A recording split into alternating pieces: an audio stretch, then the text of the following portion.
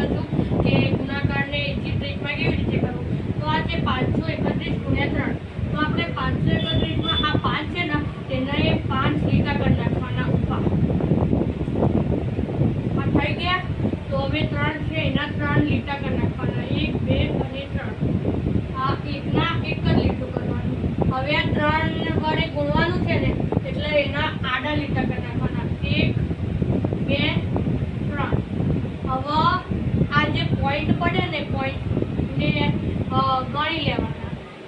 આ 3 પોઈન્ટ પડ્યા એટલે આટલે 3, પછી આટલે પડ્યા 1 2 3 4 5 6 7 8 અને 9.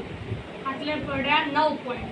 હવે આટલે પડ્યા 1 2 3 4 5 6 7 8 9 10 11 12 13 14 15.